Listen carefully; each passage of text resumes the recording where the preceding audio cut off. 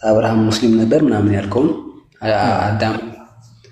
አዳምንም ሙስሊም ነበር ያልከውን ከዚህን ጀምርና ክርስቶስ የት ጋና አምላክ ያለው ሰዎች ናቸው አምላክ ያሉት ቃል በቃል ምናምን የሚለው ነገር እንቀጥላለን። ግን አዳም ሙስሊም ነበር አሊያም ደግሞ አብርሃም ሙስሊም ነበር ብሎ የሚናገሩ ነብይ መሐመድ ናቸው እንጂ የአምላክ ቃል ነው። ቁርአን የአምላክ ቃል ነው፣ የተናገረው የአምላክ ቃል ነው። ሙላቱ እና ቁርአን የአምላክ ቃል ነው የነገረን አላህ ለምሳሌ የፍቅር የአላህ ቃል ቁርአን ልንቀጥል ነው። እሺ ልንቀጥል ነው። ይሄ የምትለው ደግሞ አሳማኝ ነገር አይደለም። ለምሳሌ ኤግዛምፕል ብንወስድ ለምሳሌ የፍቅር ሲዝም መስራች ነብይ ደምሳሽ ከመቶ ዓመት በኋላ ስንት ሰው እንደሚከተለው እናቅም። በነገራችን ላይ እኔ እናንተ ግን አሁን ውሸት እንደሆነ እናውቃለን።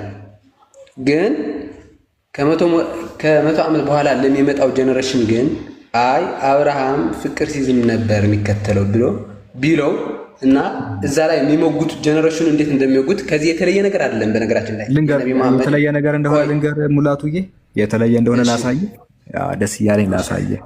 ምንድነው ወገናችን ሙላቱ እያለ ያለው ፍቅር ሲዝም ደምሳሽ የሚባል ሰውዬ አለ እና ዛሬ መጽሐፍ አለው፣ የሆነ መጽሐፍ አለው አይደለ? መጽሐፍ አለው ቴሌግራም ላይ ለቀቀው ፒዲኤፍ አንጠልጥሏት የሚሄደው አንድ መጽሐፍ አለው እና እዛ መጽሐፍ ላይ አብርሃም ፍቅር ሲዝም ነው ብሎ ቢናገር ከመቶ ዓመት በኋላ 200 ዓመታት ምናምን ቆይቶ የሚመጡ ሰዎች እንዴት ነው እሱን አርጊው የሚያደርጉት ነው አይደለ እያልክ ያለው? እና ከቁርአን ጋር ደግሞ አገናኘ። ነብዩ መሐመድም ቁርአን እንግዲህ በቁርአን ላይ አብርሃም ሙስሊም ነው ምናምን ብሎ ተናግሯል እና ከዚህ ጋር ይገናኛል ነው አይደለ እያልክ ያለው? ምንም ልዩነት የለውም። ልዩነቱን ደግሞ ላሳይህ። እሺ ቁርአን የአምላክ ቃል መሆኑን ፕሩቭ ልናደርግ እንችላለን። እሺ እንዴት ወለኝ? ቁርአን የአምላክ ቃል መሆኑን ፕሩቭ ልናደርግ ስንችል አንተ ፍቅር ሲዝም ያልከው ደምሳሽ ወገናችን ደግሞ የራሱ መጽሐፍ ከአምላክ እንደሆነ በምንም ፕሩቭ ሊያደርግ ስለማይችል ቁርአን ግን እኛ የአምላክ ቃል እንደሆነ እንዴት ነው ፕሩቭ ልናደርግ የምንችለው ከተባለ ቁርአን የአምላክ ቃል ነኝ ስላለ ብቻ አይደለም። ቁርአን የአምላክ ቃል ነኝ ምናምን ስላለ ብቻ ነው አሁን የአምላክ ቃል ነው እያልን ያለ ነው እኛ ሙስሊሞች። እንደዛ ነው አይደለም? ቁርአን ላይ እኮ እንደዚህ ይላል። ይኸውልህ ምዕራፍ 2 ስከፍተው ዛሊከል ኪታቡ ላ ረይበ ፊሂ ሁደን ሊልሙተቂን አለ። ይህ መጽሐፍ እኮ ከአላህ ለመሆኑ ምንም ጥርጥር የለውም አለ። ምንም ጥርጥር የለውም። አሁን እንደዚህ ስላለ ብቻ ነው አይደለም። ይህንን የሚያረጋግጥ ነገር ስላገኘንበት የአምላክ ቃል አለው እንጂ ያለ ምንም ማረጋገጫ እኮ ዝም ብሎ የአምላክ ቃል አንለውም እንደዛ። ስለዚህ ለምሳሌ ቁርአን የአምላክ ቃል መሆኑን እንዴት ልናቅ እንችላለን? አንደኛ በኢንተርናል ኤቪደንስ ልናቅ እንችላለን። ሁለተኛ በኤክስተርናል ኤቪደንስ ልናቅ እንችላለን።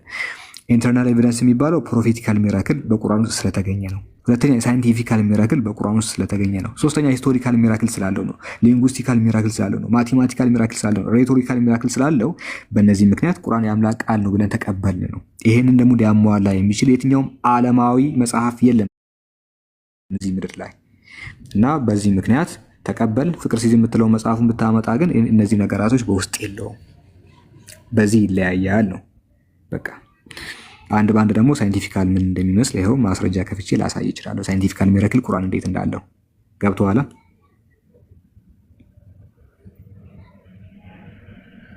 ከፈለክ ልንገር ሳይንስ ቁርአን ውስጥ ሳይንቲፊካል ሚራክሎች አሉ ስትል ሳላ ሳይሌንት ያደረኩት ላሳይ። ኦኬ ላሳይ። እሺ ከኔ ጋር ሁና ከኔ ጋር ለምሳሌ ሳይንቲፊካል ሚራክል ዛሬ ቁርአን ውስጥ አለ ብለን እናምናለን። ወደ ቁርአን ከመሄዳችን በፊት ሁለታችንም ስለ ፊዚክስም ስንማር ዩኒቨርስ ኤክስፓንድ ይሆናል እንዴ? ሙላት ምን ታውቃለህ እስኪ ስለ ዩኒቨርስ ኤክስፓንሽን? ዛሬ ላይ ዓለም ረቆ ተራቆ አጽናፈ ዓለማችን ዩኒቨርሳችን ኤክስፓንድ እንደምትሆን አረጋግጧል አይደለ? ታውቃለህ ስለ ዩኒቨርስ ኤክስፓንሽን ኤክስፓንድ እንደምትሆን ሙላቱ? አንዴ ቀጥል። ዩኒቨርስ ኤክስፓንድ ትሆናለች፣ ግልጽ ነው። አንዱ ምንድነው አንዱ ዩኒቨርስ ከሌላኛው ዩኒቨርስ ወይ ደግሞ አጽናፈ ዓለም እየተለጠጠ እየሰፋ ይሄዳል። የሆነች ተፈጥሮ ዝም እንዲህ እምቅ ብሎ አልተቀመጠም። ዩኒቨርስ ኤክስፓንድ የሆነ እየሰፋ ይሄዳል እና ይሄ ዩኒቨርስ ኤክስፓንሽን ይባላል። ይህንን በተመለከተ ያው ዊናው ይላል ቢቢሲ ስካይ ናይት ላይ ይህንን የሚያጠኑ በኮስሞሎጂ የሚያጠኑ ሊቃውንቶች we know that the universe expanding because ጋላክሲዎች appear to speed away from each other። ጋላክሲዎች እነዚህ ናቸው። አንዱ ከአንዱ በጣም እየሰፋ ስለሚመጣ ዩኒቨርስ ኤክስፓንድ እንደምትሆኑ እኛ እናውቃለን ይላሉ። ናሳን የምታውቀው ከሆነ የአሜሪካ ኦፊሻል የስነ ፈለክ የምርምር ተቋም ነው እና አስትሮኖመር ኤድዋን ሀብል ኮንፈርምድ ዛት ዘ ዩኒቨርስ ዋዝ ኤክስፓንዲንግ ኢን 1929 ናሳ ሲገልጽ ይህን ኮንፈርም ያደረገው ኤድዋን ሀብል የተሰኘ አስትሮኖመር ነው፣ የስነ ፈለክ ተመራማሪ ነው በ1929። አያቴ ራሱ በህይወት ነበር በዚህ ጊዜ። በነገራችን ላይ በጣም ቅርብ ነው በጣም ቅርብ ዘመን ነው አይደለ 1929። ስለዚህ በዚህ ጊዜ ነው ነገራቶች ኮንፈርም እየተደረጉ የመጡት እና ከዛ በኋላ በዚህ ዙሪያ የሚሰሩ ሳይንቲስቶች በአጠቃላይ ዛሬ እኛ የምናምነው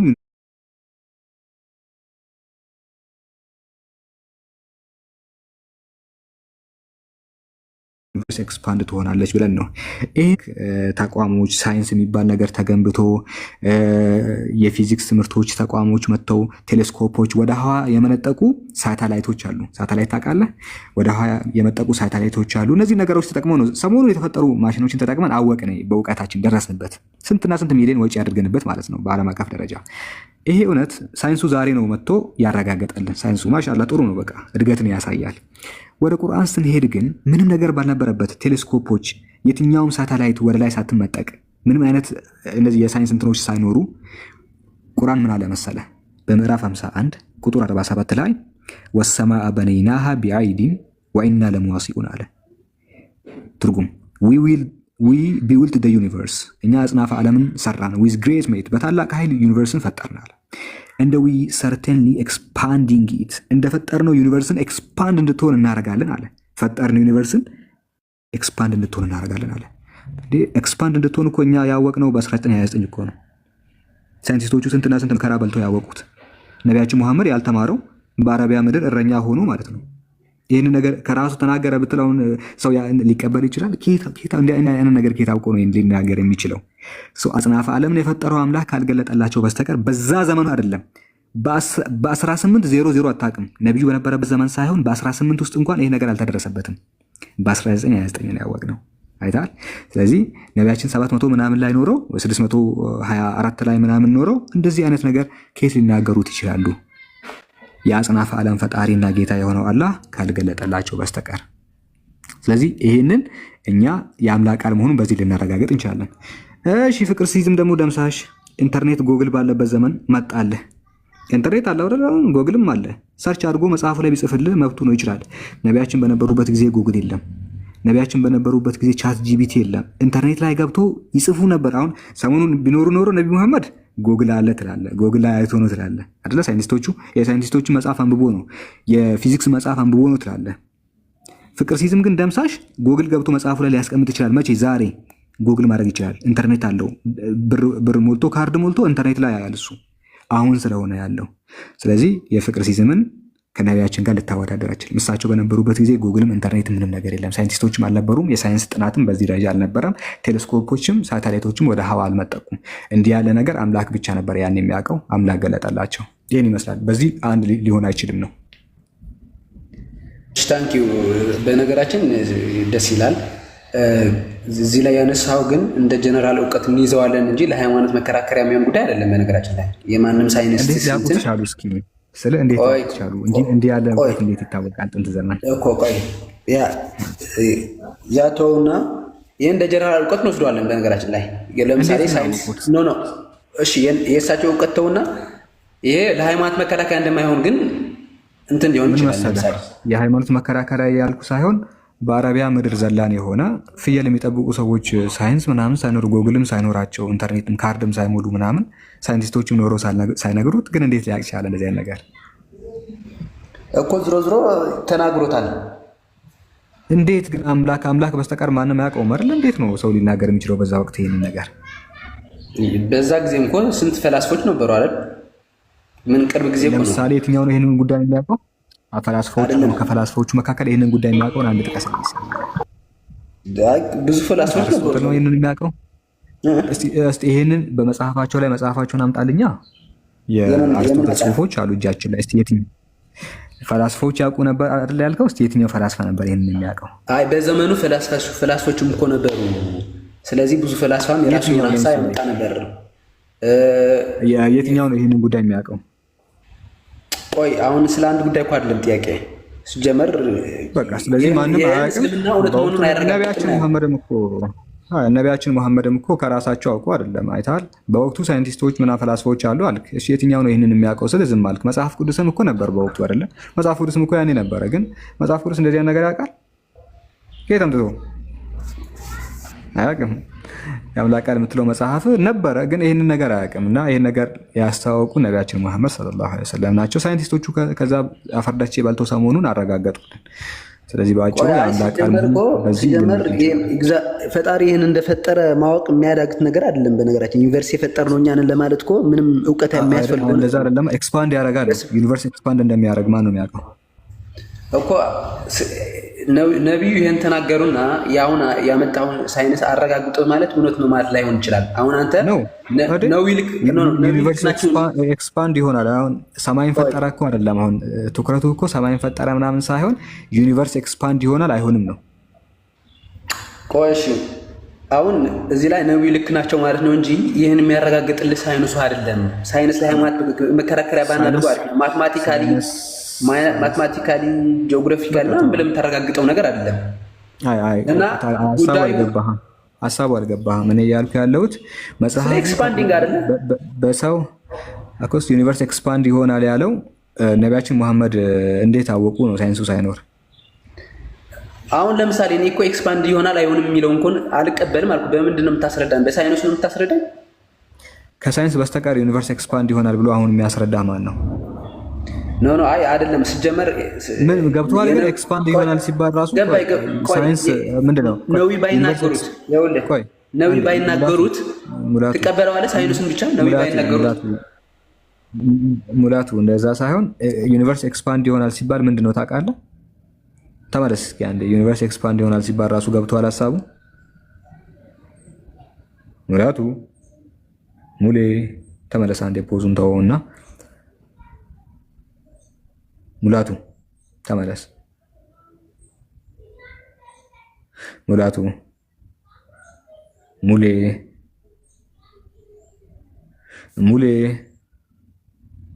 እሺ ሙላቱ ሳይንስ ስላለ ምናምን ሳይሆን እንደዛ አይደለም ሀሳቡ።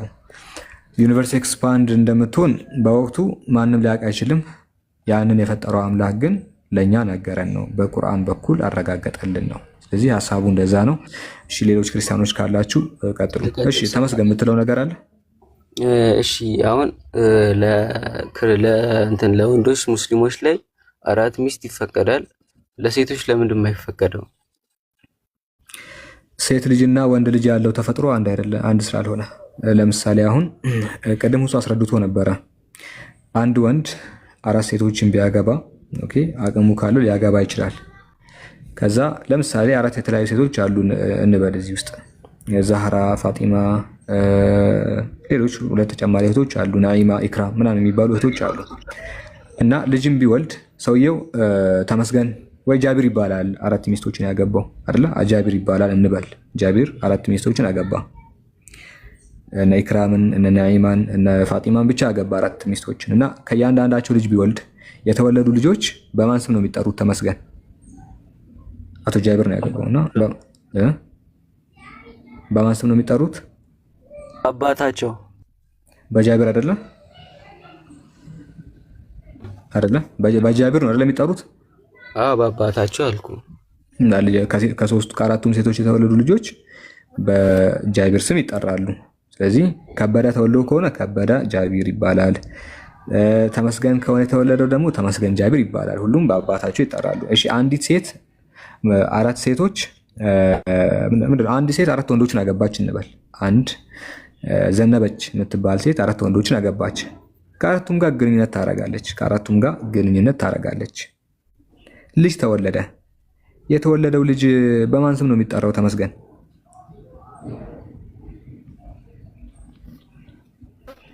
እኔ ምን አውቃለሁ?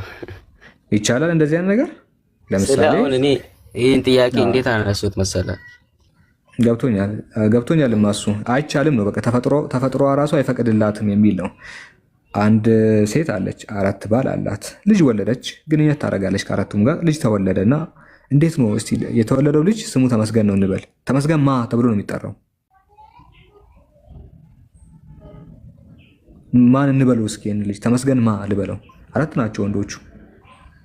ይመጣል አይመጣውም አይደለ? አይመጣውም ጭራሽ። ስለዚህ ተፈጥሮም አይፈቅድም። ተፈጥሮ ራሱ አይፈቅድም ነው፣ እንደዚህ አይቻልም። ስለዚህ በዚህ ምክንያቶች ሴት ልጅ 4 ሚስቶችን መልምዳ 4 ባሎችን ልታገባ አትችልም። ተፈጥሮ ራሱ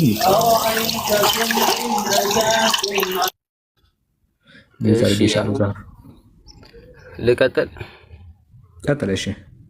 እሺ አሁን ለምሳሌ ክርስቲያን ገነት ይገባል ብለህ ታስባለህ? አላስብም። ሐዲስ ላይ ሙስሊም ከሆነችው ነፍስ በስተቀር ሌላ ነፍስ ጀነት አትገባም ተብሎ ስለተጻፈ ክርስቲያን ገነት አይገባም። ለምን? ምክንያቱም በአላህ ስለካዱ አምላክ ልጅ አለው ስለሚሉ። እሱ አሁን አላህ መሆኑን አሁን ክርስቲያኖች አላህ አምላክ መሆኑን በምን ያውቃሉ? እኛ ነግረናችሁ። በመናገር የሚሆን ነገር አለ እንዴ? ስለዚህ በመነጋገር ካላመንክ ችግሩ ያንተ ነው። ስለ አንዴ አሁን አንድ ሰው ክርስቲያን ሆኖ ከተፈጠረ ወይም ደግሞ ሙስሊም ለምሳሌ አሁን እኔ ክርስቲያን ሆኜ የተፈጠርኩኝ አንድ ሰው ደግሞ ጓደኛዬ አልተፈጠርክም ክርስቲያን እኔ ስለ አሁን እኔ ማውቀው አንተ እኔ ወዴት እንትን ልትወስደኝ እንዳሰብከው ክርስቲያን ሆኖ የተፈጠረ ሰው የለም በዚህ ዓለም ላይ ጭራሽ የለም። 8 ቢሊዮን ሰዎች አሁን አሉ። አጥምቀው ነከረው አውጥተው ነው ክርስቲያን ያደረጉ በነገራችን ላይ እንጂ አንተ ክርስቲያን ሆነ ስለተፈጠርክ አይደለም።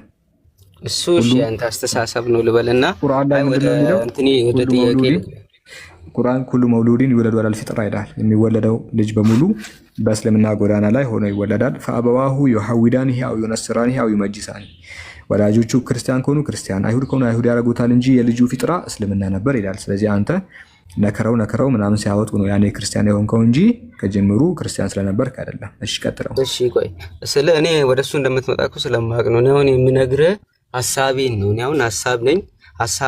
ሐሳብ ያሰብኩትን ሐሳብ ልነግርህ ነው። እሺ አሁን ለምሳሌ እኔ አሁን ክርስቲያን ሆኜ አደግኩኝ፣ ኦርቶዶክስ ሆኜ ነው አሁን በእርግጥ ያደግኩት። ስለ ሃይማኖቴ እኔ ላቃለሁ ማለት አልችልም፣ ግን በቃ እያደግኩ ስመጣ ምናምን ክርስትና መጀመሪያም ክርስቲያን ሆኜ ነው እኔ ማውቀው ማለት ነው፣ እንደተወለድኩኝ ማለት ነው። እሺ ክርስቲያን ሆኜ አደግኩኝ። ከዛ ምንም መጥፎ ስራ ሳልሰራ ኃጢአት ሳልሰራ ጽድቅ ብቻ እየሰራው ኖሬ ብሞት አስበከዋል? ኦኬ እሺ ይሄንን መልእክት ያልደረሰው ምናልባት አንተ ጥያቄ ከክርስቲያን ቤተሰብ ተወልደው መልእክቱ ሳይደርሳቸው ማለት ነው። መልእክቱ ሳይደርሳቸው በሁለት እንከፍላለን። ከክርስቲያንም ከምንም የሚወለዱ ከጣዖት አምላኪም ከድንጋይ አምላኪ የሚወለዱ ሰዎች ይኖራሉ። ለሁለት እንከፍላቸዋለን። የመጀመሪያዎቹ በእምነታቸው ላይ ተወልደው ፓጋን ድንጋይ አምላኪ ክርስቲያንም ምናምን ሊሆን ይችላሉ። በእምነታቸው ላይ ተወለዱ። የእስልምና መልእክት አልደረሳቸው ማለትም ላኢላሃ ኢለላህ ሙሐመዱር ረሱሉላህ የሚል መልእክት ካልደረሳቸው እና መልእክት ሳይሰሙ ቢሞቱ አህሉል ፈትራ ይባላሉ። መልእክት ባይደርሳቸው ኖሮ እውነተኛው ትክክለኛው የእስልምና አስተምሮ መልእክት ካልደረሳቸው አላህ እነሱን ሰዎች ቀጥታ ወደ ገሃነም ከማስገባት ይልቅ በሚቀጥለው ዓለም በራሱ ጥበብ ይፈትናቸዋል። ነገር ግን ከክርስቲያን ቤተሰብም ተወልዶ ኃጢአትን እየሰራ አይደለም፣ ግን መልእክቱን እየሰማ ነው። ወንድማችን ሆይ ከአላህ በስተቀር እኮ ሌላ አምላክ የለም እና ያለህበት መንገድ የተሳሳተ መንገድ ነው። ኢየሱስ ፍጡር ነው፣ ሰው ነው፣ አምላክ አይደለም ተብሎ እየተነገረ እየሰማ አረ ወደዛ ሄድልኝ በእናትህ ምናምን ካለ ያ ሰው መልካም ስራ ሰራ አልሰራ አላህ መልካም ስራውን እዚህ ምድር ላይ ይሰጠዋል። መልካም ምላሹ መልካም ነው። እዚሁ መልካምነቱን እዚሁ ምድር ላይ ይሰጠውና ሰምቶ ግን ባለማመኑ ባለመቀበሉ ይቀጠዋል። በሚቀጥለው ዓለም መልካምነቱን እዚሁ ይመልስለታል። እዚህ ዓለም ላይ የመልካም ስራ ምላሽ መልካም ስለሆነ፣ ነገር ግን በሚቀጥለው አምላክ ፊት በሚቀጥለው ዓለም አምላክ ፊት መቀጣቱ አይቀርም ነው። እሺ አሁን ለምሳሌ እኔ አሁን እንዳነጋገር ኖርዝ ለንደን ቆይ ጨርስና ወደ አንተ እመጣለሁ። ኖርዝ ለንደን እሺ አሁን አነጋገር አሁን ለምሳሌ አንተ ያልከው አሁን እኔን ገነት አትገባም እንደማለት ነው አይደል? አዎ፣ ምክንያቱም መልእክት ሰምተሃል። መልእክት ባሰማ ኖሮ አምላክ በራሱ ጥበብ ይፈትንህ ነበረ።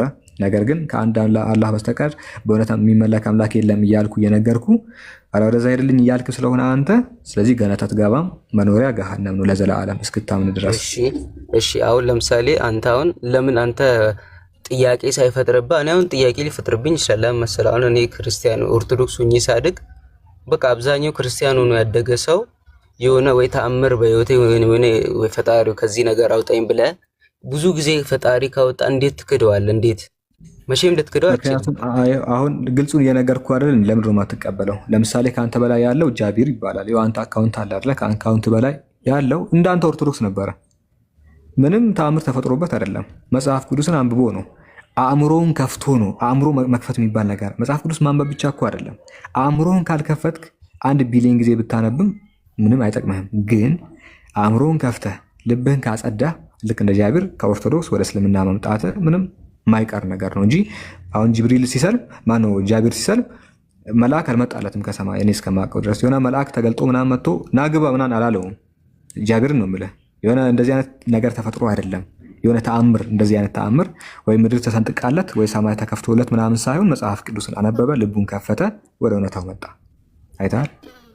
እሺ አሁን አንተ አሁን ለምን ሙስሊም አንተ አሁን እሺ እኔ አሁን ክርስቲያን ስለሆንኩ ብቻ የግድ እስልምናን አጣርቼ እስከ መጨረሻው አጣርቼ ማወቅ ይኖርብኛል። ግን አንተ አሁን ሙስሊም ስለሆንክ ቀጥታ ነው በቃ ምንም ጽድቅ ራሱ ጽድቅ ስለሰራ ብቻ ገነት ትገባለህ። እኔ ግን ሙስሊም ስላልሆንኩኝ አንተ ለምን ሙስሊም ሆነ ተፈጠርክ? እኔ ለምን ክርስቲያን ሆኜ እንትን አልኩኝ? አንተ ክርስቲያን ሆነ አልተፈጠርክም። እሺ ክርስቲያን ሆኜ ለምን ኖርኩኝ? እሱ ደግሞ የአንተና የቤተሰቦች ምርጫ ነው። እሺ ሁላችንም የተፈጠርነው የኔ ምርጫ መሆኑን በምን ታውቃለህ? ኩሉ መውሉዲን ልንገራ፣ ኩሉ መውሉዲን ይውለዱ ዐለል ፊጥራ ስለተባለ ሁላችንም ሙስሊም ሆነን ተፈጠርን። ነገር ግን አንተ ራስን ካወክ ጀምሮ ምንድነው እያልክ ያለው? አምላክ ልጅ አለው ኢየሱስ ደግሞ አምላክ ነው ምናምን እያልክ ነው አይደል? አሁን ራሱ አዎ በምርጫ ነው? ሰው አስገድዶ ነው ኢየሱስ አምላክ ነው እያልክ ያለው? ባደኩት በሰማሁት ባየሁት። አሁን ኢየሱስ አምላክ ነው ስትል አሁን በምርጫህ ነው ወይስ ሰው አስገድዶ ነው ኢየሱስ አምላክ ነው እያልክ ያለው? ማንም አላስገድደኝም። በምርጫህ ነው። በምርጫ ሰው አምላክ ነው እያልክ ስለሆነ ትቀጣለህ። በቃ ለምን? እሺ አሁን ለምሳሌ መጽሐፍ ቅዱስ ላይ እናንተ በምትረዱት ሳይሆን እኛ በምንረዳው ከሆነ እኔ ያየሁት ነገር ደግሞ በቃ የሚያሳምን ነገር ከሆነ ለምን አላምንም እኮ? አሳመነኝ ያልከውማ አንተ ነህ። አሳመነኝ ያልከው አንተ ነህ። በምርጫህ ነው እያልክ ያለው። ስለዚህ በምርጫህ ነው ወደ ገሃነም እየገባ ያለው እንጂ ሰው አስገድዶ አላህ አስገድዶ ምናምን አይደለም። ስለዚህ አንብበህ ቃላቶችን አጣመው ኢየሱስ አምላክ ነው ምናምን ብለው ጻፉልህ። እነ ጳውሎስ ናቸው የጻፉልህ እሱንም። ስለዚህ እነ ጳውሎስን ንግግር አምነህ ነው አንተ ዛሬ ልትቃጠል የምትሄደው እንጂ የምርም ኢየሱስ ያለውን ብቻ ራሱ ተከተለ ብትሄድ አትቃጠልም። አንተ እንድትቃጠል የሚያደርግ ጳውሎስ ነው። ልክ ቅድም የጠቀስከው ሮሜ 9:6 አሁን የጳውሎስ ንግግር ነው፣ 9:5 ማለት ነው። እሱን አምነህ ልትቃጠል ነው እንጂ ኢየሱስ ያለውን ብቻ ብትከተል እንደውም ሙስሊም ነበር የምትሆነው። ስለዚህ ሰዎች ናቸው አንተን ወደ ገሃነም እየነዱ ያሉ። ተመስገንዬ እና አላህ ሂዳያ ይስጥህ። በጣም መልካም ልጅ ነህ። በጣም ጥሩ ልጅ ነህ። ታዳምጣለህ። ጥሩ ባህሪ አለ ምናምን እንደዚህ አይነት ጥሩ ነፍስ መልካም የሆነችው ነፍስ እኔ ገሃነም እንድትገባ መከራ እንዲነካት ምናምን አልፈልግምና ዱዓ አደርግልሃለሁ ለአንተ። እሺ ሳላ እኔ አሁን ልንገርህ ለምን መሰለህ እንደዚህ የጠየቅኩ ማለት ነው። ይሰማል? አይሰማም? በቃ አንዳንዴ ታስባለህ ምናምን በቃ ስለ አሁን እፎይ ጋር ሲሄድ አሁን እፎይን ያየ ክርስቲያን በምንም ብትለው በምንም ሙስሊም አይሆንም እና አንተን ወይ ሙስሊም ወይ ኢብራሂምን ያየ ሙስሊም ደግሞ እንደዛ አይደለም። ተመስገን አሁን የጠራኸው ግለሰብ ለማስተማር አይደለም። የብልግና መናኸሪያ አካባቢ ያሉትን ቃላት እናትን እንዲላግ እያለ የሚያስተምር ሰው ነው። እናትን እንዲላግ ሊትራሊ እንደዚህ አይነት ስድቦችን የሚጠቀም ሰው ነው። እና ይህን አይተህ አንተ ክርስቲያን ከሆንክ በጣም ጎበዝ ነህ። ለምሳሌ አንድ እንትን ላሰማ። አሁን ስሙን የጠራኸው እፎይ ያልከው እኔ ይህን ሰምተህ አንተ ክርስቲያን ከሆንክ የምርህም በጣም ይገርመኛል። አሁን ይህንን ሰው ነው ባለፈው ከውሱ ጋር ተወያይተው ነበረ እና እንዴት የሚያወራ ሰው ነው። ይህንን ነው አይደለ እፎይ እያልክ ያለኸው? እሺ ባለፈው ከውሱ ጋር ሲያወሩ ምን እንዳለው አሁን ስማ። ወንድበትን ርዕስ አሳወቅና ከዚያ በኋላ ሁሉም እየሰሙ እንዲማሩ ዘንድ ያላ ርዕሱ ነገራቸው የተስማማንበት። እስቲ ምን ብለን ርዕስ አወራ ወንድሜ? ወሲብ ፈጽምባት የሚለውን ሊያሳየ ነው። ያላ አውጣ። አይሻ ነብዩ የት ቦታ ነው በ9 ዓመቱ ይበዳታል? ምን አገባኝ? አይሻ ነብዩ የት ቦታ ነው በ9 ዓመቱ ይበዳታል? ምን አገባኝ? አሁን የምር እንደዚህ አይነት አስተማሪ ሰምተህ አንተ የምትከተለው ከሆነ እጅግ በጣም ያሳዝናል። ይህ ቃል አሁን እንዴት ነው የሚከብደን እኛ ሙስሊሞች ከአንደበታችን ለማውጣት ይተናነቀናል ነው የምልህ። ይሄን ለማውጣት እንዲህ ያሉ መምህራንን ሰምቶ የሚከተሉ ሰዎች ካሉ ከሱ ጋር የገሃነም ማገዶ ነው የሚሆኑት። እና አንተ ራሱ እንደዚህ በዚህ ጥሩ ባህሪ እንደዚህ አይነት ሰው ሰምተህ ከተከተልክ እንግዲህ ፈጣሪ ነው የሚያውቀው። ስለ እኔ አሁን ምልኮ እፎይን ብቻ ሳይሆን አንዴ ቋስ ጨርሰኝ።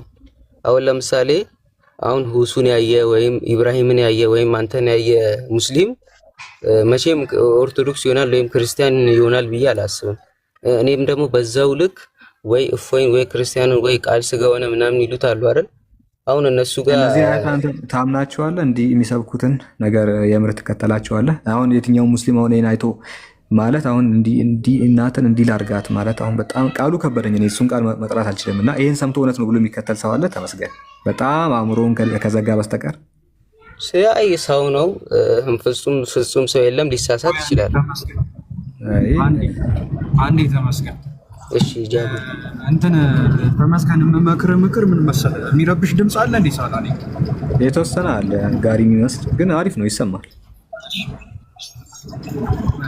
እንትን ምንድን ነው ተመስገን፣ አሁን አንተ የሚወራውን ነገር እና የሚታየውን ነገር እያየህ ዝም ብለህ እንትን የምትል ከሆነ ዝም ብለህ መጫን ነው የሚሆንብህ። ገባህ? ግን ምንድነው መሰለህ ብልጥ መሆን ያለብህ ማድረግ ያለብህ የሆነ ነገር ስትሰማ እሱን ነገር ጻፍ፣ እሱን ነገር ያዝ። ከዛ ሄደህ ሪፈረንስ አገላብጥ፣ መምህሮችን ጠይቅ። ገባህ አይደለ? እና እንትን አድርግ፣ እውነት ነው ወይ የተወራው ነገር ምናምን የሚለውን ነገር ቼክ ለማድረግ ሞክር እንጂ እዛም እየተሞላክ ሲሆንማ በቃ ህይወትን በመሞላት ጨርሰከው መጨረሻ ላይ የሞላክ ወደ ሱሳይድ አድርጎክ ነው የምታልፈው ማለት ነው። እንደዛ እንዳይሆን በቃ የሆነ ነገር ስትሰማ ማስረጃ ጠይቅ። አሁን አለቃ አይደለ ሳለ የሆነ ነገር ሲልክ ማስረጃ ስጠኝ ባለው፣ ከዛ ያንን ማስረጃ ትጽፍና ትይዝና ትሄድና እውነት ይሄ መጽሐፍ እንደዚህ ይላል ወይ እንደዚህ አይነት ሀሳብ አለ የሚለውን ነገር በቃ የራስን ስትራክቸር ፈጠር፣ የራስን ማለት ነው እንጂ የሆነ ጥያቄ በተጠየቅ ቁጥርም የሆነን ሰው ሄደክ እንደዛ ማላከኪያ መሆን የለበትም። ከባካ ስለዚህ እንደዛ እንዳይሆን በቃ የሚወራውን ነገር በማስረጃ ለራስ አቋም ለመያዝ ሞክር እንጂ የተወራውን ሁሉ አሁን እሱ ያለህ ምንድነው ጃቢር ያለህ እኔ ስላልኩ ብቻ ያንን መሞላት የለብህም። አንተ የሰው ልጅ ነህ፣ ትልቅ ጸጋ አለህ። በነገራችን ላይ የሰው ልጅ ከእንስሳት የሚለይበት አንዱ መንገድ አእምሮ ያለው ያስተነትናል፣ ያስባል። እና እኔ ስላልኩ ብቻ ግግም ብለህ አትቀበል። እሺ እኔ ስላልኩ ብቻ አሁን ጃቢር በጣም የሚገርም ነገር ነው ያለው። ሳላ ስላለ ብቻ ለምን ትይዛለህ? ሳላ ያለው ነገር የምርም አለ ወይ ብለህ ታጠናለህ እንጂ እኔ ስላልኩ እኔን አትከተለኝ። እሺ ሙስሊሞችም እኔ አትከተሉ፣ እኔ ስላልኩኝ ሰው ነኝ እኔ። ስለዚህ ያልኩትን ግን አስተንትናችሁ መጽሐፍ አገላብጣችሁ ያኔ ተቀበሉ፣ መጽሐፉ የሚለውን ተቀበሉ ነው እንጂ እኔ የምለውን እዛ ክርስቲያን ቆሞ የሚያወራውን ነገር አይደለም ነው። ስለዚህ እንደዛ አድርገን የምልህን ነገር ዝም ብለህ ሳይሆን በማስረጃ ይዘህ ጽፈህ በእስክሪብቶ ከዛ አረጋግጠህ ነው መቀበል ያለብህ። እሺ አሁን የመጨረሻ ልጠይቅና እንትን ልበል። አሁን ለምሳሌ አሁን እሺ ክርስቲያን ብዙ አለ፣ ሙስሊም ብዙ አለ። እሺ አሁን ለምሳሌ ክርስቲያን ሆኖ ስለተፈጠሩ ብቻ እኔ አሁን ዝም ብለው ሙስሊም ሆን ብትለኝ በጭራሽ ሊሆን አልችልም። ስለ እስልምና ቢያንስ እናንተ በምታወሩት ነገር ጥቂት ላቅ እችላለሁ። ግን እሺ አሁን አንተ አልከኝ አይደል? በቃ አንተ የምትለይን ብቻ ስለሰማው ብቻ አሁን አላህ አምላክ ነው ስላልከኝ ብቻ እንደዛ ስለሆነ ብቻ አላህ አምላክ ነው ብዬ ላስብ አልችልም። እሱ ለምን እንደማላስብ ልንገርህ። አሁን ለምሳሌ አላህ እሺ አምላክ ነው፣ አምላክ ለኔ አምላክ ከሆነ ለምን እኔ ክርስቲያን ሆኜ ተወለድኩኝ ብዬ ላስብ እችላለሁ? እንዴት ላምንስ እችላለሁ? ወይ ካልተገለጠ ወይ እንዲህ ካላለኩ ልታምን አትችልም። ለሰባተኛ ጊዜ ልንገርህ ተመስገን፣ አንተን አላህ ክርስቲያን አድርጎ አልፈጠረህም።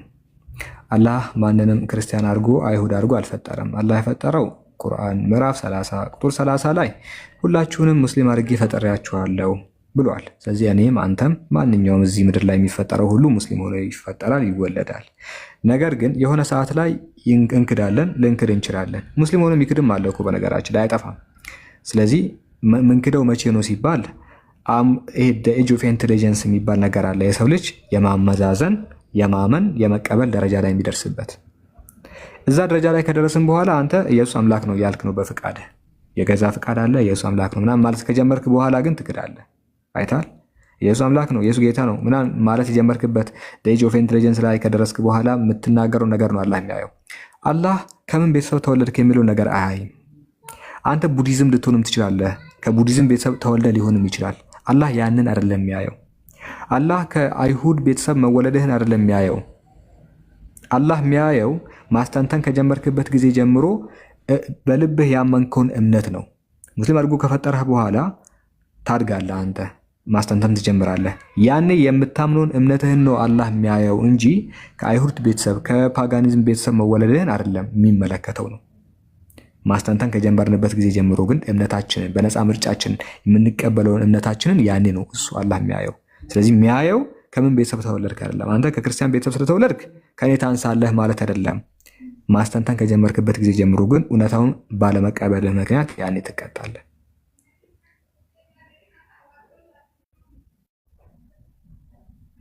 በምን አውቃለሁ? እውነት መሆኑንማ በማስረጃ ነው። ለምሳሌ የምጠይቀውን ጥያቄ ከቁርአንና ከሐዲስ ማስረጃ እየሰጠው ብሎም ደግሞ ከራስ መጽሐፍ እያስረዳው ያን የማትቀበል ከሆነ ችግሩ አንተ ጋር ነው ያለው እንጂ ማስረጃ ስላልቀረበ አይደለም። እና እውነት መሆኑን በማስረጃ ዳኛ ሆኖ ያስታርቀናል። እሺ አሁን አንተ ክርስትና እሺ ልክ አለመሆኑን ልታሳየኝ ትችላለህ? ክርስትና ልክ አለመሆኑን ላሳየህ እችላለሁ። እንዴት ነው ማሳየህ መሰለህ? ክርስትና ብሎ ማለት ኢየሱስን አምላክ የሚያደርግና ሶስት የተለያዩ አካላት አብ፣ ወልድ፣ መንፈስ ቅዱስ በስም በግብር በአካል ሶስት ሲሆኑ በመለኮት በአገዛዝ በስልጣን አንድ ናቸው የሚለው ትምህርት ነው። ይሄ ትምህርት አሁን አንድ ሰው ግዴታ ክርስቲያን እንዲሆን የሚያደርገው ትምህርት ነው። ዋና አስተምሮ ይባላል። ግን ይህንን ትምህርት ነቢያት አስተምረውታል ወይ ስንል የትኛው ነቢይ እንደዚህ ብሎ አላስተማረም። ሙሴ አምላክ በስም በግብር በአካል ሶስት በመለኮት በአገዛዝ በስልጣን አንድ ነው ብሎ አላስተማረም። ያዕቆብም አላስተማረም። ዮሴፍም አላስተማረም። ሌሎችም አላስተማሩም። እንደዚህ ብሎ ማስተማር የጀመሩት ከጊዜ በኋላ የመጡ ክርስቲያኖች ናቸው። ክርስትና ሲነሳ ነው እንዲህ ያለ እምነትን ቀስ በቀስ እያዳበረ የመጣው። ኢየሱስም አያውቀውም። ኢየሱስ የሚያውቀው ዮሐንስ ወንጌል 17:3 ላይ ብቻውን እውነተኛ አምላክ የሆንከውን አንተንና የላከውንም ኢየሱስ ክርስቶስን ያውቁ ዘንድ ይህች የዘላለም ሕይወት ናት አለ። ብቻውን እውነተኛ አምላክ አለ። ይሄ እውነተኛ አምላክ እኔን ልኮኛል ነው ያለው። እኛ ሙስሊሞች እንዳለው ነው ያለው። ስለዚህ እሱ ያለው ብቻውን አምላክ አለ። ከዛ ይህ ብቻው የሆነው አምላክ እኔን ልኮኛል ነው ያለው ዮሐንስ 13 ላይ። ከጊዜ በኋላ ግን አብ፣ ወልድ፣ መንፈስ ቅዱስ በስም በግብር በአካል ሶስት ሲሆን በአገዛዝ በስልጣን ምናምን ሶስት ናቸው ምናምን ብለው ደግሞ የቤተ ክርስቲያን አባቶች አስተማሩ። በቤተ ክርስቲያን ደረጃ ማስተማር ተጀመረ። ክርስትና እዛ ላይ መሰረት አደረገ። ስለዚህ ክርስትና ልክ መሆኑን አለመሆኑን የምናውቀው ከነዚህ ነገራቶች ተነስተን ነው። በጣም ብዙ ነገር ላቀርብልህ እችላለሁ፣ ግን ጊዜ እንዳንገድል በዚሁ ልቋጨው። ተመስገን። በጣም ብዙ አወራው ዛሬ። እሺ ማታ ፎሎ አድርገኝና በተረፈ ሌሎች የምጠይቃቸው ጥያቄዎች ምናምንም ካሉ ከዚህ ውጭ ምናልባት አሁን ብዙ ሰው መጠየቅ ስላለበት እኔም ስለደከመኝ እወጣለሁ። የሆነ ሰዓት ላይ እንደዚህ ማውራት ከፈለክ ከኔ ጋር ፍሪ ሆነ ማለት ነው። እንደዚህ ማውራት ከፈለክ ፎሎ አድርገኝና በውስጥ አንድ ቁጥር ጻፍልኝ። እሺ ልንማማር እንችላለን። ልክ እንደዚሁ በጥሩ መንፈስ በሰከነ መንፈስ አብረን ልናወራ መማማር እንችላለን። እንደዛ አድርግ። ፎሎ አድርገኝ፣ ፎሎ እመልስልሃለሁ። እሺ አንተን 5 ደቂቃ የሚጠብቀኝ ከሆነ እኔ ከኔ ጋር ይቀጥላል። መቀጠል ከፈለገ አንተ የምትወጣ ከሆነ 5 ደቂቃ መኪና ውስጥ ሆኜ ነው ብትቀበለኝ ደስ ይለኛል። ምቆይ ከሆነ ማለት ነው 5 ደቂቃ መኪናው ይረብሻል። የተወሰነ ትንሽ ድምፅ አለው። እስኪወርድ ጃቢር ከመኪናው እስኪወርድ ድረስ ተመስገን ኖርዝ ለንደንን ላስተናግደው። እሺ ኖርዝ ለንደን እንዴት ኖት? ደግ ኖት ወይ? ሁሉ ሰላም ነው። ሳላ እንዴት ነህ? አልሐምዱሊላህ። እሺ አንተ ጥያቄ አለ? ጥያቄ አለኝ። የረዥም ሰዓት ሆነኝ ከሰማኋችሁና ስቲል እየሰማሁ ነበር ከቅድም ጀምሮ ነው። አንድ የምወደው ወዳጅ አለኝ ሰጀስት ያደረገኝ እሱ ነው ወደ እናንተ። ስለ አንድ ነገር እኔ ኢንዲቴል መረጃው ሳይኖረኝ እውቀቱ ሳይኖረኝ ማውራት መወያየት አልፈልግም። እንደኔ አመኔታ ነው ማለት። ምክንያቱም የሚቀርብልኝ ማስረጃ እውነት ይሁን አይሁን ስለዛም ማወቅ አለብኝ። ግን አሁን ላነሳ የምፈልጋቸው ሁለት ጥያቄዎች አሉ። አትሊስት ስለነሱ ራፍሊ ትንሽ እውቅና አለኝ ብዬ ስለማምን ነው። ገባ? ኢንዲቴል ለእኔ ሜጀር እና ማይነር የሚባሉ በግቢ ትምህርት ራሱ አለ አይደል? ሜጀር ኮርስ እና ማይነር ኮርስ የምንለው እኔ የምጠይቅህ ሜጀሩ ነው ስል ማይነር ላይ አሁን ቅድም ተመስገንም ተሜ እንዳለው ላይ እንትና እንዲያለ እንትና ሲያወራ ይሄ ውስጥ ያሉ ማይነር ነገሮችን ማንሳት አልፈልግም። ግን ሜጀር ላይ ፖይንት ላይ እስልምና ወይም ሙስሊም ራሱን ቢውል ያደረገባቸው ዋና ነጥቦች ላይ ሁለት ጥያቄዎችን ላንሳና ከዛ እንቀጥል ይቻላል? እሺ ለምሳሌ በቁርአን ታምናለህ አይደል? እናምናለን። ኦኬ በቁርአን ታምናላችሁ። ቁርአን ለመጀመሪያ ጊዜ በ610 ነው አይደል ለነብዩ መሐመድ የወረደው? ትክክል። ያን የወረደውን ለነብዩ መሐመድ የወረደውን ቁርአን ብለን ልንጠራው እንችላለን? እንችላለን። ኦኬ እሺ። ከዛ በኋላ እስከ 632 ኤዲ ድረስ ስሩ ፕሮሰስ አለ ለ22 ዓመት ቁርአን ከ22 ዓመት በኋላ ነው ራሱን ኤግዚስት ያደረገው አይደል? ሳይሆን ኮምፕሊትሊ ኮምፓይል የሆነው ኮምፕሊትሊ በቃ ኮምባይን ያደረገው 22 ዓመት በኋላ በ632ኛ ኤዲ ላይ ነው አይደል? አዎ። ኦኬ እሺ። አሁን የኔ ፖይንት ምን መሰለህ? ቁርአን ተሻሽሏል ብለህ ታምናለህ? አላምንም። ኦኬ ምንም አይነት አፕዴት የለውም ብለህ ታምናለህ አይደል? አፕዴት የለውም። ለመጀመሪያ ጊዜ በ610 ለነብዩ መሐመድ ቁርአን ከወረደ በኋላ የመጀመሪያው ሳላት ምን ያህል ነበር መጠኑ? ስፔሲፊክሊ ምን መሰለህ በአንዴ ላይደነገግ ይችላል። ህግና ስርዓቶች በአንዴ አልመጡም ይላል ቁርአን። ሊኩሊን ሚንሁም ጀዐልና ሽርዐተን ወሚንሃጃ ስለሆነ ያለው። ለምሳሌ መጀመሪያ እኛ ሙስሊሞች አንድ ሰው መጠጥ እየጠጣ ቢሰግድ ስግደት ተቀባይነት አለው የለውም አይደለ? ጥንት ዘመን ግን መጠጥ ከመከልከሉ በፊት ሰዎች ይጠጡ ነበር። ኢቭን ሙስሊም ሆነው ራሱ የሚጠጡ ሰዎች ነበሩ። ጌታ አምላካችን ከጊዜ በኋላ መጠጥን አይደለም መጠጣት አትቅረቡ አለ መጠጥ ያለበት ቦታ። ስለዚህ ህግና ስርዓቶች በአንዴ ኮምፕሊት አልሆኑም ነው። ስሩፍ ፕሮሰስ ሰላቶች ይመጣሉ። አሁን መጀመሪያ ላይ ቁርአኑ በሚወርድበት ጊዜ በመጀመሪያዎቹ 3-2 ቀናት ምናምን ሰዎች በቀን 5 ይሰግዳሉ ማለት አይደለም። አምላካቸውን ይገዛሉ በሚገዙበት መንገድ። ስሩፍ ፕሮሰስ ስለሆነ ቁርአኑ ያመጣው መጀመሪያ ላይ ያሉ ሰዎች 5 ይሰግዳሉ ግን ማለት አይደለም።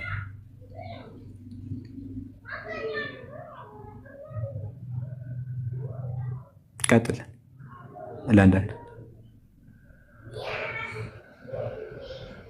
ለንደን ጥሩ ጥያቄ ነው። በጣም ያደርኩት ጥያቄ ነው። እሺ ቀጥል፣ ሀሳብ ካለ። እኔ ነኝ ወይስ እሱ ነው የማይሰማው? ጋይስ ትሰማለህ? እሱ ነው። ኦኬ እሺ።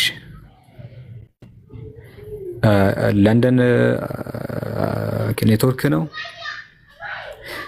እሺ በቃ ይመለስ። ሌላ ክርስቲያን ካለ እንቀበላለን። ከታች የምትሰብኩን ሰዎች ኢየሱስ ጌታ ነው ተቀበለው ምን አትሉት? በስተላኩ አለ። ምናልባት የሳላ ሁለተኛ አካውንት ነው። እዚህ ያላችሁ ፎሎ አድርጉት። እሺ ሳላ ሁለተኛ አካውንት። ታንክ ዩ ጋይስ፣ ሁላችሁም እዚህ ውስጥ ያላችሁ ይሄ ሁለተኛ አካውንቴ ነው። የምታውቁት አካውንት አይደለም። ከቻላችሁ ፎሎ አድርጉን። ከቻላችሁ ማናስቸግራችሁ ከሆነ ትልቁ አካውንታችን ተዘግቷል ለጊዜው። እሱን ፎሎ ታረጉታላችሁ ኢንሻአላህ። ይሄ ሁለተኛ አካውንቴ ነው። ሁለተኛውን አካውንቴን ፎሎ አድርጉ በደንብ ሁላችሁም እዚህ ውስጥ ያላችሁ። የምታውቁት አካውንት አይደለም ነው ይሄ፣ ሌላ የማታውቁት አካውንት ነው ኢንሻአላህ።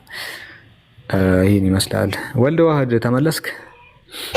እንግዲህ አልረዳ ብለህ ረብሸን ምን አስቀይሜ ነው ያስወረድከኝ? በእናትህ ስትራገጥ ነበረ።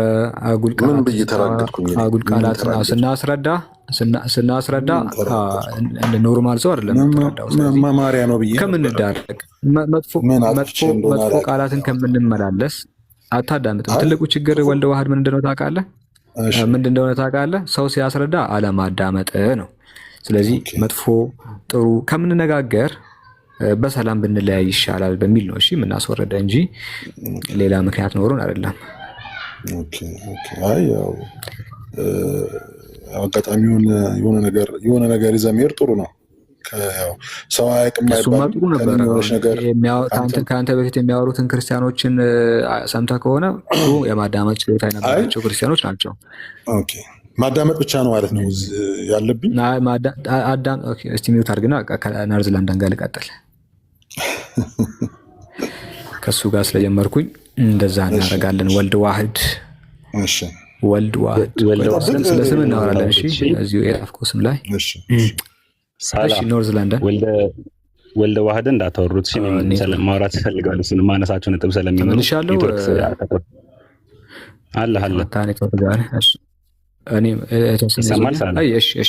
ቀጥል።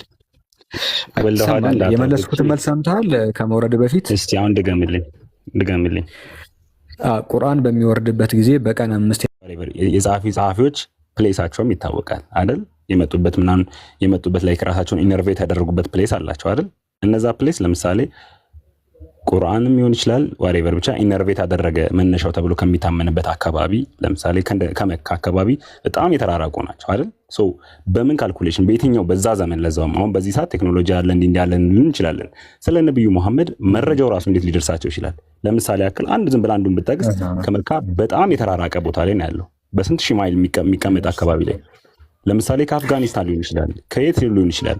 በጣም ከተራራቀበት ቦታ ላይ ስለ ነብዩ መሐመድ ስለ መካ ስለ እንዲህ ስፔች አድርጓል፣ ንግግሩ እንዲህ ብሎ ተናግሯል ብሎ ለመጻፍ ምን ኤቪደንስ ኖሯቸው ሊናገሩ ይችላሉ? እነዛ ሰዎች ቦታቸውን ብትመለከት አመጣጣቸውን ከየት እንደመጡ ብትመለከት በጣም በብዙ ሺህ ማይል ይርቃሉ። አሁን ነብዩ መሐመድ መካ ላይ ኦሪጂኔት ላይ ሂጃዝ በምትባል ስቴት አካባቢ ነው ኢነርቬት ያደረገው ተብሎ ይታመናል አይደል? ሶ እነኚህ ሰዎች ግን ከዚህ አካባቢ በጣም የተራራቀ ናቸው። ወደ 1900 ማይል ወደዛ ወደ ኢራን አካባቢ ይችላል። 1900 ማይል የት ነው? ለምሳሌ ቆይ ቦታዎችን አሁን ላይ ቆይ እጄ በአንድ ስልክ ያወራው ስለሆነ ቡኻራ የምትባል ሀገር እሺ፣ ችግር የለውም ላስረዳ፣ ጨርስ ሀሳብን እና ሩቅ ናቸው። ሀሳብን ተረድቼ ልጨርስ። እሺ ምን አለ መሰለህ እሺ አሁን እንትኖችን ላይክ እኔ አሁን አንድ ስልክ ስለያዝኩ ነው እንትን ሳነብ ምናምን ነገር የያዝኳቸው ፖይንተር ፔፐሮችም አሉ። እነዛ ግለሰቦች በጣም የተራራቁ ናቸው ከነብዩ መሐመድ መረጃው ኢቭን ሊደርሳቸው በጣም ሩቅ የሆነ ቦታ ላይ፣ ምክንያቱም ምንም የለም በሰዓቱ ቴክኖሎጂ በለው ስልክ የለም ምንም በሌለበት ዓለም። ግን አሁን ላይ ነብዩ መሐመድ ከሞተ ከ200 ዓመት በኋላ መጥተው የጻፉ ጸሐፊዎች ምን ኤቪደንስ ኖሯቸው ነው? ሉክ ያኔ ሐዲስ ራሱ እንዲህ ራሱን ኤግዚስት አድርጎ የተጻፈ ነገር አይደለም ያለው። ጀስት አሁን አንተ ቀደም እንዳልከኝ በታማኝ መረጃ ሲዋረስ በመጣ ነገር ነው ብላል። ለምሳሌ ያክል በእንደዛ አይነት ነገር ከሆነ ትረስት ያደረከው እዚሁ በቆምንበት ራሱ ሊሆን ይችላል። ለምሳሌ አሁን እዚህ ላይቭ ውስጥ ራሱ 8-9 ሰው ብትኖር እኔ ለአንድ ሰው ብነግር ቀጥታ የነገርኳት 9ኛ ሰው ላይ አደርስም። የሆነ ሽፍት አለ፣ በቃ በመወራረስ የሚመጣ ነገር አለ። ግን ኦሪጂኔትድ ወይ ዶክመንትድ የሆነ ነገር ነው ወይ ያ ዶክመንትድ ስለዛ ሰው ምን ብሎ ተናገረ? ለምሳሌ ያክል ተመልከት። ላይክ እንደ ክርስቲያን አገላለጽ አለ። ለኢየሱስ ክርስቶስ ሲራ አለው፣ ታፍሪም አለው፣ ላይክ ታክሪም አለው፣ ላይክ ብዙ ነገሮች አሉ። ግን እነዛን የጻፉ ጸሐፊዎች እነማን ናቸው? ማቴዎስ ነው፣ ሉቃስ ነው፣ ዮሐንስ ነው፣ አብረውት የነበሩ ናቸው ባዮች ነን። ሶ ልክ እንደዚሁ ከነብዩ መሐመድ ጋር የነበረው ሰውዬ እንደጻፈ ዶክመንትድ የሆነ ነገር ምንድን ነው ገባ? ጻፉ የተባሉ ጸሐፊዎች እኮ አሉ። አሁን ሊስት አውት እኮ አላቸው። እነዛ ሊስት አውት ግን ለነብዩ መሐመድ በጣም የተራራቁ ናቸው፣ በሺዎች የሚቆጠር ማይል ያሉ ናቸው። ሶ እነኚህ ማይሎችን እንዴት አንድ ላይ ኮላቦሬት አድርገን ጨምቀናቸው ይሄን ነገር እውነተኛ ነው ብለን ልንቀበል ቻልን ነው ፖይንቴን አገኘኝ። ሶ ከነብዩ በሩቅ እንትን ስፍራ ላይ ስለሆነ የሚገኙት እንዴት ነው ይሄን ነገር ሊጽፉ የቻሉት የሚል ነው። የሐዲሶቹ መነሻ ዋናው እሺ ትክክል። እሺ የሐዲሶቹ መነሻ ዋናው ምንድነው ነው? መጀመሪያ ማወቅ ያለብን ከየት ተነሱ ነው ሐዲሶቹ። መጀመሪያ ማወቅ ያለብን ሐዲሶቹ ከየት መጡ ከተባለ ከሰሃቦች ነው የሚመጣው። ሰሃቦች ደግሞ ከነብዩ በሩቅ ስፍራ በሩቅ ዘመን ላይ ሳይሆን የሚገኙት በዘመንም የራሱ ደቀ መዛሙርት ነበሩ፣ የራሱ ተማሪዎች ነበሩ፣ የቅርብ ባልደረቦች ነበሩ። አይታል ምኖቹ ሰሃቦቹ። መጀመሪያ ሁሉም ነገር የተነሳው በቃ ከሰሃቦች ነው። ከነ ኢብኑ አባስ ነው፣ ከነ አቡ ሁረይራ ነው፣ ከነ ዑመር ነው። አይታል መጀመሪያ መነሻው በጣም የራቀ ስፍራ በጣም የራቀ ቦታ ሳይሆን ከዛው ከአካባቢው የተነሳ ነው። እና ሰሃቦች በሚሞቱበት ጊዜ እስልምናም ደግሞ ምንድነው እየተነሳ እየተስፋፋ ወደ ተለያዩ ግዛቶች እየሄደ ይመጣል። እስልምና ኢምፓየሩ ከእሳቸው ሞት በኋላ በጣም እየሰፋ ሄደበት ጊዜ ነበረ። ኢምፓየር እየሰፋ ነው። መላ ኤዥያ በሚባል ደረጃ እየተቆጣጠረ መጣ። አይታል እንትኑ ግዛቱ በጣም እየሰፋ ሄደበት ዘመን ነበረ። ሚድል ኢስቶችን ኮምፕሊትሊ ከቨር ያደረገ ነው። ሜዲቫል ፔሪድ እስከ ኢስላሚክ እንትን ግዛቶች የተቆጣጠረውን ቦታ ታውቃለህ። ኢቭን እስከ ሌላኛው ኖርዘርን አፍሪካ ራሱ ኮምፕሊትሊ ሊቆጣጠር ችለዋል። ስለዚህ መነሻው ሰሃቦች ሆኑና የእስልምና ኤምፓየር ስቴቱ እየሰፋ ሲሄድ እስልምና ራሱ እየሰፋ መጣ። የተለያዩ ሊቃንቶች እየተነሱ መጡ። ከሳውዲ አረቢያ እዛው ከአረብ ምድር ብትመለከት እጅግ በጣም ብዙ ሊቃንቶች ተነሱ። ከዛም ሀገር ውጭ ያሉትን ደግሞ በእውቀታቸው ወደር ያሌላቸው ከቡኻራ ሀገር ኢማም አልቡኻሪ ተነሳ። ከኢራን ደግሞ ስሙን አልጠቀስክም ቅድም ኢማም ሙስሊም ኢብኑ ሐጃጅ ተነሳ። እነዚህ ሊቃውንቶች ሐዲስን በሚዘግቡበት ጊዜ እያንዳንዱን ዶክመንት ከየት ነው የሚያመጡት ነው? ሲጻፍ ነበረ ነው። በቅድሚያም ሲጻፍ ነበረ። አስቀድሜ ነገር ያለው ከሱ በፊት በነበሩ ሰዎችም ይጻፋሉ። ከቡኻሪ በፊት ሐዲሶች ሲጻፉ ነበረ። ዶክመንትድ የሆነ ሰነድም ነበረ። ያ ማስረጃ ይዘው እሺ ያ ማስረጃ ጠቀስኩልህ። ሙስነድ ኢብኑ ጂሃድን ጠቀስኩልህ። ከቡኻሪ ከ100 ዓመታት በፊት የተጻፈ ቡኻሪ ጋር ተወለደ ከ100 ዓመታት በፊት አይደለም። ሐዲስ ላይ ማለት አይደለም። ሙስነድ ኢብኑ ጂሃድ የሚባለው ሐዲስ ውስጥ አይደለም ያለው። እሺ ተረድተኛል። ሙስነድ ኢብኑ ጂሃድ የሚባለው ሐዲስ ውስጥ ጭራሽ ሐዲስ ውስጥ አይደለም ያለው። ሐዲስ አይደለም። ሐዲስ ሳይጻፍ በፊትም ቡኻሪ ሳይወለድ ይኸውልህ፣ ቡኻሪ አልተወለደም። ለምን ነው እንዴት ነው የሚጽፈው? ቡኻሪ ሳይወለድ እኮ ነው የምልህ። ሙስነድ ኢብኑ ጂሃድ ነበረ። ቡኻሪ የለም በዚህ ሰዓት። 100 ዓመታት በኋላ ገና ሊወለድ ነው። መጽሐፍ እኮ ነው። መጽሐፉ ራሱ ሙስነድ ኢብኑ ጂሃድ የሚባለው ሙስነድ ኢብኑ ጂሃድ የሚባለው ቡኻሪም ሳይወለድ በፊት የተጻፈ ሰነድ ነው። ሐዲስ ውስጥ አይደለም ያለው። አይታል። ከሐዲስ ውስጥ እያነበብኩልህ ሳይሆን አንተ ተጽፏል የምትላቸው ሐዲሶች የምታውቃቸው አቡ ዳውድ ሳይጻፍ፣ ቡኻሪ ሳይጻፍ፣ ኢማም ሙስሊም ሳይጻፍ የነበረ ዶክመንት ነው ሙስነድ ኢብኑ ጂሃድ የሚባለው። ስለዚህ ከሐዲስ በፊት ሐዲሶች አንተ የምታውቃቸው ሐዲሶች ከመጻፋቸው በፊት የነበረ ዶክመንትም ነው። አስቀድሞ ዶክመንቶች ይጻፉ ነበረ። ስለዚህ አንድም የተጻፈ ዶክመንት የለም ብለህ ልትደመድም አትችልም። አስቀድሞም ዶክመንቶች ስለነበሩ እነ ኢብኑ ኢስሐቅም ሲነሱ መጻፍ ጀመሩ። ጥሩ ነው። ከነ ኢብኑ ኢስሐቅ በኋላ ሲጻፍ ነበረ። ነገር ግን አስቀድሞ አይጻፍ ነበረ። ዛሬ ይጻፍ ነበረ። ኢብኑ ጂሃድ ደግሞ ጻፊ ነበረ። ከነ ቡኻሪ ከነዚህ ሁሉ የሚቀድም ነበረ። እስቲ ጻፊ ነው። ሐዲስ ውስጥ አይደለም ያመጣውልህ። ከሐዲስ ውጪ ነው ሲጀምር ያመጣውልህ። አንድ እሱ ነው። ሁለት ደግሞ ቼን ኦፍ ናሬሽን ቃላዊ የሆነው ትውፊት በሁሉም ስፍራ ይነገር ነበረ። በወቅቱ እያንዳንዱ ሐዲስን ያስተላለፉ ሰዎች ሰነዱ ይታወቅ ነበረ። በአረቢያ ምድር የሚወራ ነበር። ከአረብ ምድር ውጪም ደግሞ ኦራል ትራዲሽን በሰፊው ይታወቅ ነበር። ኦራል ትራዲሽን እንደሚታወቅ እስቲ አንድ ምሳሌ ብቻ ልስጥህ። እንግዲህ እስልምና በንግድም በምንም ወደ ተለያዩ ሀገራት በሚሄድበት ጊዜ ለምሳሌ ታሪኩ ዲመሽቅ የደመስቆን ታሪክ የዘገበው ኢብኑ አሳኪር በዚህኛው መጽሐፉ ላይ ታሪኩ ዲመሽቅ አልከቢር የታላቋ የዲመስቆ ታሪክ የሚል ዲመስክ ታሪክ ጸሐፊ ኢብኑ አሳኪር ምን ብሎ ይናገራል መሰለ? አን ኢብኑ አቢ አሊያ ቃል ኩና ነስመዑ ሪዋየተ አን አስሓቢ ረሱሉላህ ሰለላሁ ዐለይሂ ወሰለም ቢልበስራ። በስራ የምትባል ሀገር አለች። አይ ቲንክ በዛሬዋ አምኖት ሹር በስራ ሀገሪቷ የምታውቅ ከሆነ ከአረብ ሀገር ውጭ ነው። እና በስራ የምትባል ሀገር ተቀምጦ ራሱ ለንግድና ለተለያየ ነገር ሄዱ ማለት ወደ በስራ ከአረብ ሀገር ወጥቶ ወደ በስራ ሲሄድ ደመስቆ ነው። እሺ ነው በስራ ደመስቆ አይደለችም። ታሪኩ ዲመሽቅ ደመስቆ ነው። የደመስቆ ታሪክ ይላል። ግን የበስራን እንጻፉልኝ ሰርች ከማደርገው እና ሰሃቦች ከአረብ ምድር ወጥተው ወደ በስራ ሀገር ሲሄዱ ምን አለ እዚህ ጋር አን ኢብኑ አቢ አሊያ ኩና ነስመዑ ሪዋየተ አን አስሓቢ ረሱሊላህ ሰለላሁ ዐለይሂ ወሰለም ቢልበስራ። በበስራ ሀገር እንሰማ ነበረ አለ።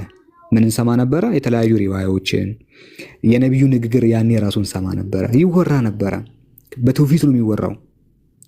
ከዛ ያን ነገር ግን ኮንፈርም የምናደርገው አለ ፈለም ነስቢር ሐታ ረኪብና ኢለል መዲና ፈሰማዕናሃ ሚን አፍዋሂሂም። ግን ወደ መዲና ተመልሰን ነው ያን ነገር ኮንፈርም የምናደርገው አለ። ኮንፈርም ተደርጎ ነው የሚቀበሉት። በበስራ ቢወራም በበስራ ስለተወራ ብቻ ሳይሆን ሰነዱ ከሰዎች ይጣራል። ኢራቅ ነው ቴንኪሽ ኢራቅ እያሉ ነው። ምንም ያህል በበስራ እስልምና እየሰፋ ሄዶ ቢወራም እዛ በስራ ሀገር ላይ ሰሃቦች ግን ምንድነው የሚያደርጉት? ኮንፈርም እያደረጉ ነበር የሚቀበሉት ነው። ስለዚህ ጥንትም ትውፊት ይወራ ነበር ቃላዊ በሆነ መንገድ። እስልምና እያሰፋ ስለሄደ ወደ አፍጋኒስታንም ወደ ኢራቅም ወደ ተለያዩ ቦታም በጣም እየተለጠጠ ነበር የሄደው። ሊቃውንቶች ያኔ ተነሱ። ኦራል የሆነ ትራዲሽኑን በወቅቱ ከነበረው ሰነድ ተቀብለው ጽፈውታል። የርቀቱ ጉዳይ ከሰነድ አንጻር ምንም ነው። 1 ሚሊዮን ማይል እንኳን ቢሆን ሰነድ ካለ ምንም ችግር የለውም ነው። 1 ሚሊዮን እያልኩ ነው። አንተ 1000 አይደል 1000 ማይል አይደል ያልከው?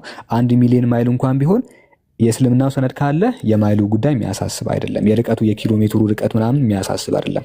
ማርስስ እንኳን ቢሆን ኢቭን ሰነድ በትክክል ተጠብቆ ከመጣ ማርስ ላይ እንኳን ብትወጣ ያኔ ታሪኩ ትክክል ነው ሰነድ ካለ። ሰነድ ካሌለህ ግን አጠገቡ ራሱ ቢሆን ተቀባይነት የለውም። አጠገቡ ራሱ ሆኖ ሰነድ ካሌለ ልክ አይደለም። ሰነድ ስላለን እኛ እርግጠኞች ነን። ፎር ሹር። እሺ ስለሱ ሰነድ እኔም አሁን ላይክ በአንድ ስልክ ስለሆነ የማወራው ሌላ ሰነዶችን ሳነብ ያገኘኋቸውን ነገር እዚቹ እየለጠፍኩ እንድናወራ ያው ታይም ያስፈልገኛል። በአንድ ስልክ እያወራሁ ስለሆነ ነውና ፎሎ አድርጌዋለሁ። ባለዚህ ሁሴን ማን ነው ፎሎ አድርጌያለሁ። ሌላ ኔክስት ታይም በምንገባበት ታይም ከነ ኤቪደንስ ይዤ ልቀርብ እሞክራለሁ። ስለና ማስረጃዎች ገባ በጣም ደስ ይላል። ኦፍ ኮርስ ደስ ይላል። ምክንያቱም ላይክ እኔ በቃ ላይክ እውቀት ያለ ነገር ሼር መደራረግ አይከፋም። በመፈለግ ውስጥ ነው እውነት የሚገኘው አይደል? ትክክል። ላይክ እኔ አለኝ የምላቸውን ነገሮች ኤቪደንስ አታች አደርግላለሁ። አሁን በአንድ ስልክ ስለሆነ ነው። ቴንክ ዩ ብቻ ስላገኘሁ ደስ ብሎኛል። ብሎኛል። አንዴ ቆይ ኖርዝ አንዴ የሆነ ነገር ልጨምርልህና ከዛ ትሄዳለህ። ሰላም አለይኩም ብያለሁ ጀማው። አንዴ ትልቁ ላይ ታደርጉኝ።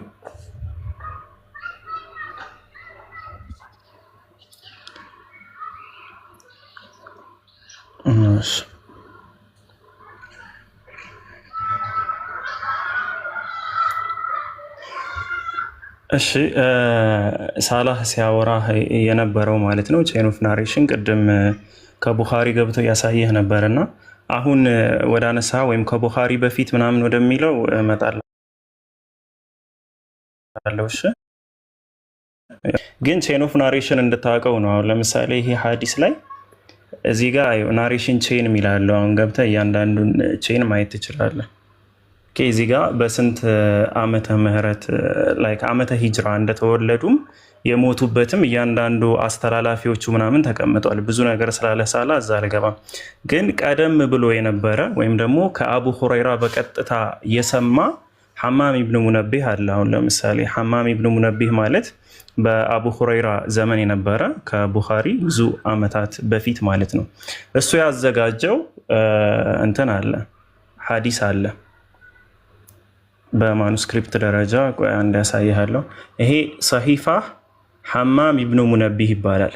ሰው ሐማም ኢብኑ ሙነቢህ ከማን ሰማው የሚለውን በተመለከተ እዛው እንትን አለው ምንድን ነው የሚባለው ይሄ ሶፍት ኮፒ ነው የሐዲሱ ማለት ነው። እና እዛው ላይ ተቀምጧል ሰሂፋ ሐማም ኢብኑ ሙነቢህ ብሎ ሐማም ኢብኑ ሙነቢህ እዚህ ጋር የምታየው ሐማም አን አቢ ሁረይራተ ብሎ ያስቀምጧል። አን አቢ ሁረይራተ ከአቢ ሁረይራ በቀጥታ የሰማውን ያሰፈረበት።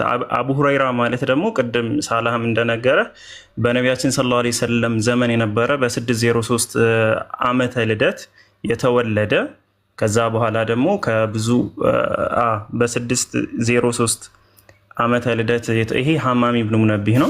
በ603 ዓመተ ምህረት የተወለደ ነው አቡ ሁረይራ ማለት ነው። በነቢያችን ሰለላሁ ዐለይሂ ወሰለም ዘመን የነበረ ነው። የሞተውም ደግሞ 681 ምናምን እንደዛ አካባቢ ነው የሞተው።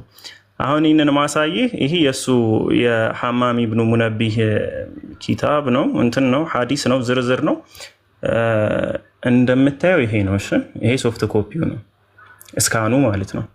ይሄ እዚህ ጋር የምታየው የማኑስክሪፕቱ እስካን ነው ሙሉ። ይሄ የሐማም ኢብኑ ሙነቢህ ሐዲስ ነው። ይሄ ማለት በፈርስት ሂጅራ ኦር ሰከንድ ሂጅራ መጀመሪያዎቹ አካባቢ ላይ የነበረ ማለት ነውና ከአቡ ሁረይራ በቀጥታ እንትን ያለው ኪታብ ነው። ላይክ እዚህ ጋር የምታየው ሶፍት ኮፒ ነው ሙሉ። ምንድነው የሚባል እስካን የተደረገው ነው። ከታች ላሉት ባይታይም ኖዝ ለንደን ኦኬ እኔ ያየሁት ነው። ሶ ኢትስ ኦኬ በጣም ከታች አይታያቸውም። እና እዚሁ እንደተቀመጠው እንዳልኩ ከአቡ ሁረይራ በቀጥታ የሰማው ነው። ከዚህ በኋላ ቡኻሪ ኦልሞስት ከመቶ ምናምን ዓመት በኋላ ነው የመጣው። ግን የቡኻሪ ስራ ሀዲስን መጽሐፍ ሳይሆን ሀዲስ መሰብሰብ ነው። ሲጀመር በቡኻሪ መስፈርት ራሱ ብንሄድ የቡኻሪ መስፈርቶች ውስጥ ከባድ መስፈርቶች ናቸው። ምን የሚያደርግበት ሀዲስ የሚሰበስብበት። አሁን ኢቲሳሉ ሰነድ ቅድም እየነገረህ ነበር። ዘጋቢዎቹ ከሰሙበት አካል የተቆረጠ መሆን መቻል የለበትም። ኢቭን በአንድ ጊዜ ተመሳሳይ ወቅት ላይ መኖራቸው ብቻ ሳይሆን በአካል መገናኘታቸውን እንኳን ያረጋግጣል። ያንን ነገር ከዛ ሰው ሀዲስ ከመውሰዱ በፊት አሁን አንተ የተለያየ ሀገር ነው የምትለው የመጀመሪያውን ነቢያችንን ሰለላሁ ዐለይሂ ወሰለም እና የቡኻሪ ሀገር ነው ያየኸው እንጂ በመካከል ያሉ አስተላላፊዎች በአካል ለመገናኘታቸው ያንን ሀዲስ ደግሞ በትክክል ለመስማታቸው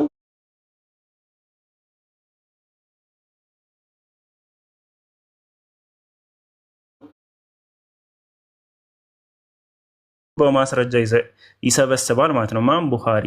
ሌላው የዘጋቢዎቹ ታማኝነት የሚባለው ላይ ደብጥ አስዱር እና ደብጠል ኪታብ የሚባል አለ። ደብጠል ኪታብ ማለት ያ ዘጋቢው አስተላላፊው ለቡኻሪ የሚያስተላልፈው ሰውዬ የሰማውን ነገር በጽሁፍ አስፍሮ የነበረ መሆን መቻል አለበት። በጽሁፍ ካላሰፈረ በስተቀር አይቀበልም። በጽሁፍ ካላሰፈረ ደግሞ በማህበረሰቡ ደረጃ በልብ ወይም ደግሞ በቃል የመያዝ ብቃቱና አቅሙ የተመሰከረለት ሰው መሆን መቻል አለበት። ከሁለቱ መስፈርቶች ውጭ ያለን እሱ አይቀበለውም። ሀዲስን ከዛ አካል እንኳን ይብን አይሰበስብም ነው። ስለዚህ በጽሁፍ ደረጃ ማግኘት መቻል አለበት። የእነሱ ጽሁፍ መገኘቱ ሳይሆን ያው እንደምታውቀው ማቴሪያሉ ብል የሚበላው ምናምን ምናምን ነው ማቴሪያሎቹ የሚጻፍባቸው። ግን ቡኻሪ በሚሰበስብበት ጊዜ ኢቭን በወጣትነታቸው የጻፉትን በስተርጅና እድሜያቸው ማንበብ የማይችሉ ከሆነ የማይሰበስብበት ሁሉ ሁኔታ አለ። ቡኻሪ ሀዲስ ጸሐፊ ሳይሆን ሀዲስ ሰብሳቢ ነው የነበር ማለት ነው። እና ይህን ለመጨመር ያክል ነው። ግን ሰሂፋ ኢብኑ ሙነቢህን እሱን ሀዲስ ማኑስክሪፕቱ ማለት ነው ቼክ ማድረግ ትችላለህ። ብዙ አሉ። ፈርስት ሂጅራ ላይ አለ ማኑስክሪፕቶች። ኦኬ አሁን ምን አይነት ልክ ነህ፣ ትክክል አንስታል። ግን አሁን ወደ ምን ጭብጥ መጣን መሰለህ?